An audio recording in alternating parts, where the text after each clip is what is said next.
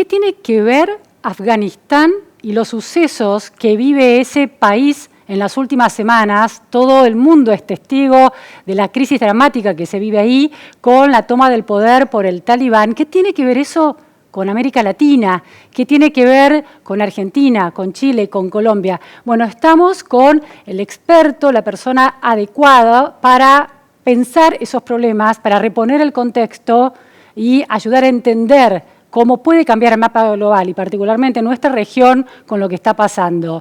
Estamos con Jorge Heine desde Estados Unidos. Muchísimas gracias, Jorge, por estar en la repregunta. ¿Qué tal? Buenas tardes, Luciana. Un gusto compartir contigo. Bueno, Jorge es chileno, si no lo han sacado por el acento, es un doctor en ciencia política por la Universidad de Stanford, abogado por la Universidad de Chile, un experto en lo que se llama el sur global, en el mapa geopolítico, en todo esto que estamos precisamente conversando. Es actualmente profesor de Relaciones Internacionales en la Escuela Pardee de Estudios Internacionales de la Universidad de Boston. Fue investigador en el Woodrow Wilson International Center for Scholars en Washington. Ha asesorado a las Naciones Unidas y a otros países y además fue embajador de Chile en China, en India y en Sudáfrica. China tiene un rol fundamental en esta geopolítica con centro en Afganistán y también repercute en América Latina. Así que todos estos temas están sobre esta mesa. Jorge, hemos hemos sido testigos de la crisis que atraviesa y del pico de esta crisis con la retirada de Estados Unidos de Afganistán. ¿Qué tiene que ver Afganistán con América Latina? ¿China y el China versus Estados Unidos es esa conexión? A ver, yo creo que el primer punto a subrayar acá es que obviamente la salida de Estados Unidos de Afganistán, la caída de Kabul, cómo ello se ha producido, las escenas que hemos visto en el aeropuerto de personas cayéndose del fuselaje del C-17 a su muerte. Escenas realmente sobrecogedoras, que a muchos recordaron lo que ocurrió en Saigón el año 1975 con la salida de Estados Unidos de Vietnam. De manera que yo creo que es importante darse cuenta de lo dramático que esto es, la imagen que ello transmite, y algunos hablan de una especie de gran retirada de los Estados Unidos de Asia Central. Yo creo que así es. Yo creo que ese es el primer punto a tener presente. El segundo punto a tener presente es lo que esto significa para Asia Central, pero también para el sistema internacional en su conjunto. Yo creo que acá hay ganadores y perdedores. Obviamente, Estados Unidos perdió esta guerra y se tuvo que ir. Algunos dirían de que, en alguna medida, quien gana con esto es China. China es un país vecino, comparte frontera, una frontera corta, pero frontera al fin con Afganistán. Ya hace un par de semanas el canciller Wang Yi se reunió en Tianjin con uno de los representantes de los talibán, pero para China esto es complejo. ¿Por qué?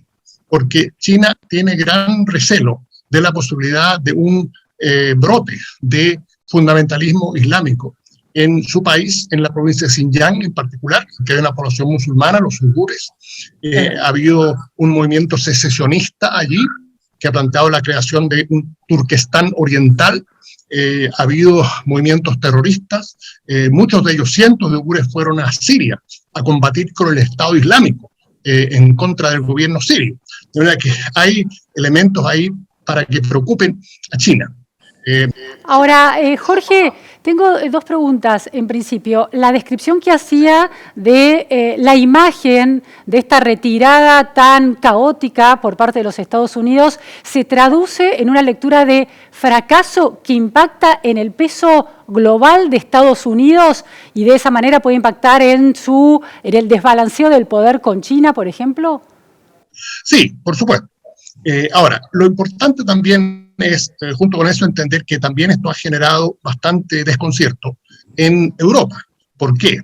El líder de la democracia cristiana alemana, Armin Laschet, que puede ser el próximo canciller alemán, ha dicho que esta es la mayor crisis de la OTAN desde que se estableció. ¿Por qué? Porque Estados Unidos básicamente llevó a cabo esto sin consultar a sus aliados de la OTAN. Lo cual, siendo que esto era una operación de la OTAN y el Reino Unido, Alemania, otros países han tenido tropas en Afganistán, han perdido soldados, han perdido vidas allí, que esta operación se haya hecho básicamente sin consultarle. Obviamente que no ha generado muy buena voluntad, y para muchos de ellos esto plantea que la OTAN también tiene que comenzar a replantearse cómo es su relación transatlántica. De manera que esto trasciende Asia Central, llega también a la OTAN y pone a Estados Unidos en un nuevo pie en el sistema internacional. Ahora, a eso yo añadiría, sin embargo, otro factor. Me parece que no se ha subrayado suficientemente. Con todo lo que he dicho, no hay que sobredimensionar el impacto de esto en la política interna de los Estados Unidos. ¿Por qué? Porque en Estados Unidos la presencia de tropas en Afganistán no era algo popular. Un 70% de la población de Estados Unidos apoya el retiro de Afganistán. Esas son encuestas que el presidente Biden naturalmente conoce de memoria, y ese ha sido su planteamiento, fue lo que dijo en el discurso que dio el lunes, señalando que él no cambiaba su parecer pese a lo que había ocurrido en Afganistán y la caída tan precipitada del gobierno. Él creía que no tenía sentido esperar 5, 10, 20 años más, porque el resultado sería el mismo. Y él se afirma en eso. Para muchos, ellos creen que este gran revuelo que se ha producido en la política interna de Estados Unidos, los republicanos han criticado mucho al presidente Biden, pero muchos creen de que esto ya para las elecciones de noviembre del próximo año va a haber pasado, y que en realidad la opinión pública en Estados Unidos está muy orientada hacia lo doméstico, hacia lo interno. Ahora, si entonces lo doméstico no es donde impacta tanto, el impacto es, por un lado, en la relación con Europa y en la relación con América Latina. Se instaló ya en los últimos años esta especie de puja entre China, sobre todo, y Estados Unidos, China con su soft power desembarcando decididamente en América Latina.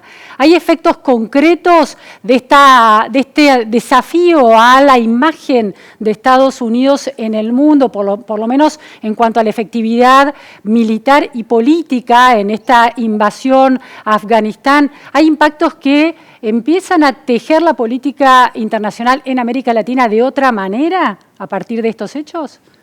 Sí, yo diría que sí. Yo creo que este retiro de Afganistán de los Estados Unidos es parte de un repliegue más generalizado. La opinión pública en Estados Unidos está concentrada en sus problemas. No quiere saber de lo que pasa en el resto del mundo. Y no quiere saber lo que pasa en Asia Central, y tampoco tiene mayor interés en lo que pasa en América Latina, salvo por el tema de las presiones migratorias que vienen desde América Central y México. Todo lo demás le tiene sin cuidado. Entonces, lo que yo creo que tenemos que constatar es que América Latina tiene que desarrollar sus propios lazos internacionales, sus propios vínculos internacionales, mirando al mundo en su conjunto, y no dejarse quedar meramente en lo que han sido las relaciones tradicionales, que eran con Estados Unidos y con algunos países europeos. En ese cuadro, la presencia china, que tiene ya, yo diría que unos 20 años y que ha crecido mucho, o sea, la cifra que yo siempre cito es que el comercio entre China y América Latina el año 2000 era de $10.000 millones y el año 2020 es de $300.000 millones. Démonos cuenta de lo que eso implica. Sudamérica en su conjunto, para Sudamérica en su conjunto, el mayor socio comercial es China, no es Estados Unidos ni es la Unión Europea. Bien, entonces ese es un dato de la causa. Entonces, lo que yo veo como resultado de todo esto es que la presencia china en América Latina va a continuar, va a seguir. Se manifestó sobre todo a nivel comercial, digo, flujos comerciales en su primera expresión, pero luego se ha traducido también en inversiones y se ha traducido también en flujos financieros. Un ejemplo, un 20% de las fusiones y adquisiciones chinas en el mundo del año 2020 tuvieron lugar en América Latina. Entonces, China está entrando con mucha fuerza y ese es un dato que hay que tener presente. Jorge, ahí tengo varias preguntas. En principio, usted ha analizado la situación de América Latina en esta puja, en el medio de esta puja de poder entre Estados Unidos y China en el mundo, y ha definido un concepto junto con otros analistas de estas cuestiones que repone la idea de no alineados y una revisión del concepto de no alineados activos en este nuevo contexto. ¿Podría explicarlo? Sí, cómo no. Lo que nosotros hemos planteado con mis colegas Carlos Fortín y Carlos Ominami en un artículo en Foreign Affairs Latinoamérica es que en este cuadro de transición en el sistema internacional, que tiene algunos elementos, no todos, pero que tiene algunos elementos de lo que fue la Guerra Fría en los años 50 y 60. En este caso ya no entre Estados Unidos y la Unión Soviética, sino que entre Estados Unidos y China. Una pugna por la primacía. En ese cuadro, nosotros creemos que es importante que América Latina tenga una bajada, tenga un planteamiento respecto de él. Y creemos que el gran peligro es que de alguna manera terminen los países en forma individual, alineándose con uno u otro, lo cual sería muy peligroso. ¿Por qué? Porque ello puede tener consecuencias muy negativas y embarcar a nuestros países en posiciones que no le convienen para nada. Estados Unidos, de alguna manera, Estados Unidos ha esperado eso históricamente de América Latina, ¿no? Pues claro, Estados Unidos básicamente lo que ha partido de la base, que América Latina es el patio trasero y que se cuenta con América Latina para todos los efectos. Y por lo tanto no hay que hacer mucho ni hay que prestarle mucha atención, porque los países latinoamericanos están del lado de Washington. Cristina Monroe sostenía que los Estados Unidos tenían una especie de monopolio sobre las relaciones internacionales de la región y que ningún otro país debía intrometerse en el hemisferio occidental. Ahora, lo curioso ahí es que el secretario de Estado John Kerry, el año 2013, anunció formalmente que la doctrina Monroe ya estaba obsoleta y que no tenía vigencia. Sin embargo, el secretario de Estado Tillerson, en el año 2018, antes de visitar América Latina por vez primera, la revivió y dijo, está de nuevo presente. Ahora, ¿qué es lo que quieren decir con esto? Que países como China, como Rusia, como Irán, incluso como India, no deberían estar presentes en el hemisferio occidental. ¿Qué significa? Sí.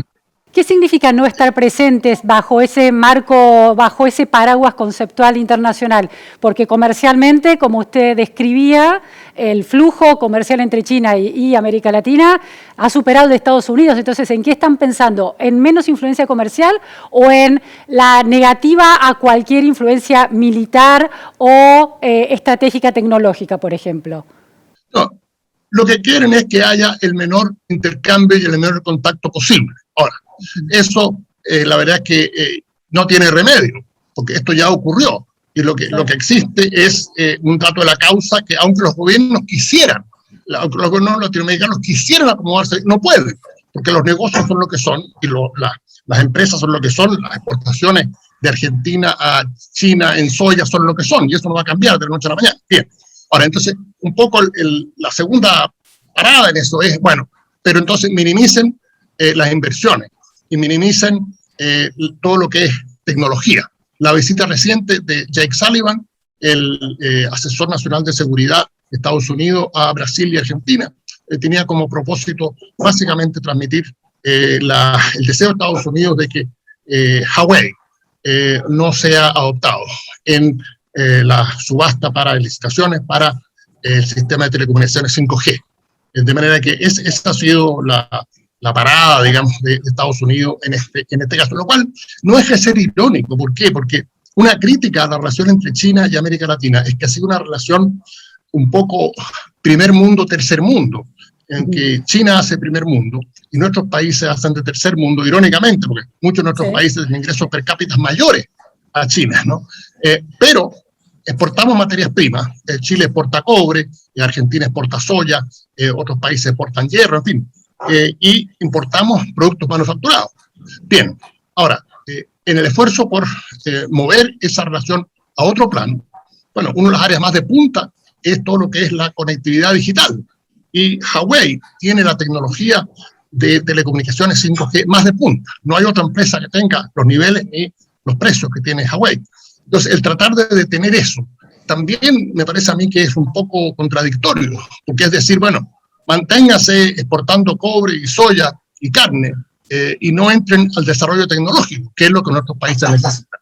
Jorge, hay un dato interesante de una columna, de una nota muy interesante de análisis de Gabriel Tocatrián, otro experto internacionalista argentino que usted sin duda conoce, que señala que la visita de Sullivan a Brasil le planteó una especie de negociación en la que le pedía al gobierno del presidente Bolsonaro no permitir el ingreso de China al negocio del G5 a cambio de ser parte, como país socio, creo que se llama así, de la OTAN, en el mismo rango que tiene Colombia. Pero la lectura de Tolkachian es que la pérdida de prestigio de la OTAN en esta retirada acelerada de Afganistán quitaría el interés o minimizaría de alguna manera, restaría interés a esa propuesta. ¿Comparte esa lectura de una consecuencia tan concreta y tan práctica de la retirada, de la imagen que ha dado la OTAN en esta retirada y el impacto que puede tener en una negociación, por ejemplo, tan específicamente comercial y estratégica como la de Bolsonaro y Estados Unidos? Sí, yo comparto el juicio de Juan Gabriel, yo leí su nota.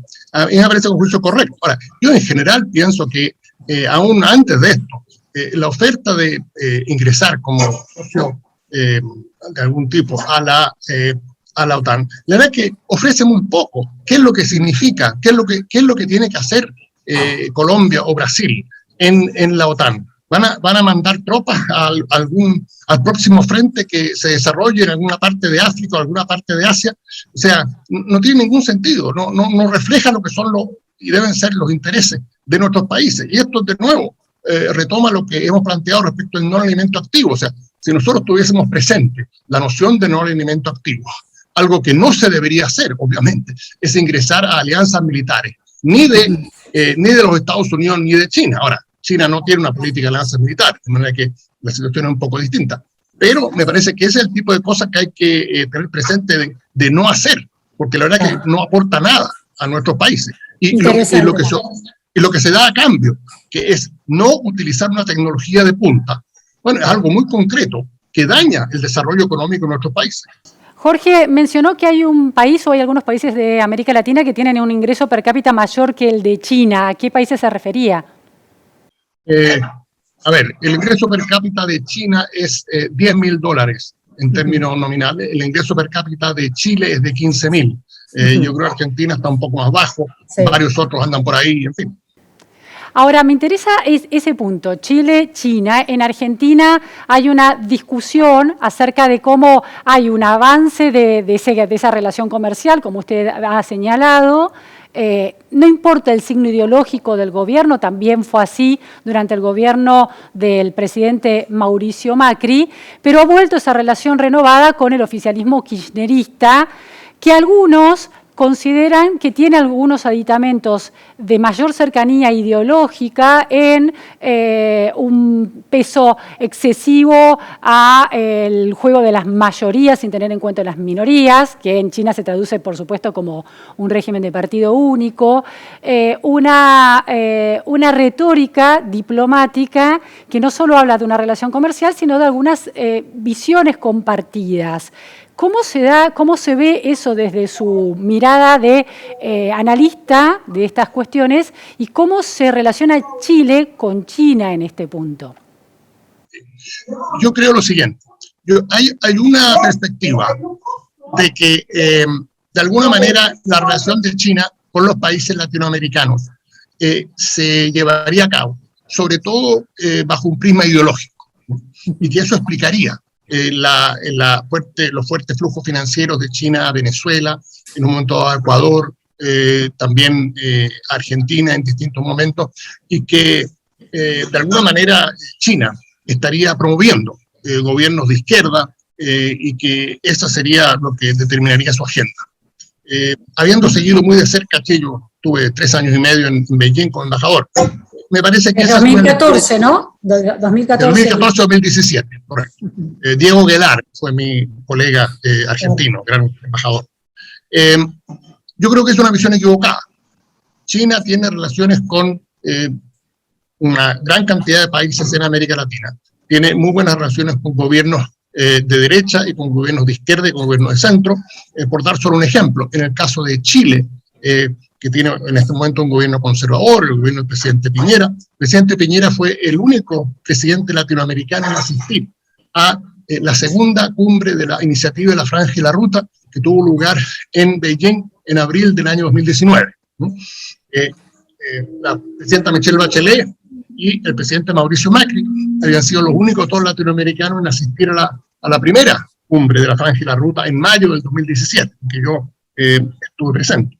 Entonces, Chile, por ejemplo, hoy día es en China es la mayor fuente no solo de comercio con Chile, eso lo ha sido hace mucho tiempo, sino que hoy día, el primer semestre del año 21, China fue la mayor originadora de inversión extranjera en Chile. Lo que nos da una idea que estos son cosas que van más allá de los gobiernos de turno. Nosotros vemos lo que es la relación de China con Perú, ha sido con Uruguay, con el mismo Brasil hoy en día. Brasil yo creo que es un caso muy interesante. ¿Por qué? Porque el presidente Bolsonaro, cuando fue candidato, básicamente hizo campaña en contra de China. Y su frase era, China no está comprando en Brasil, China está comprando Brasil.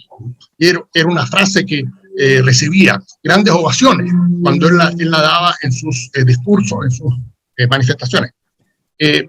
Sin embargo, apenas llegó a Plan Alto, lo primero que hizo fue una visita oficial a China, recibió luego al presidente Xi en Brasil, y el año 2020, el comercio bilateral entre Brasil y China superó los $100.000 millones. Brasil también se ha negado, antes de esta visita del señor Sullivan, se había negado a excluir a Huawei de las licitaciones para telecomunicaciones 5G. El punto que estoy tratando de hacer es que esto ya ha superado a los gobiernos de turno. La relación con China es algo instalado, y eso yo creo que es un dato de la causa ya. No, eso no va a cambiar en el futuro cercano ni mediano.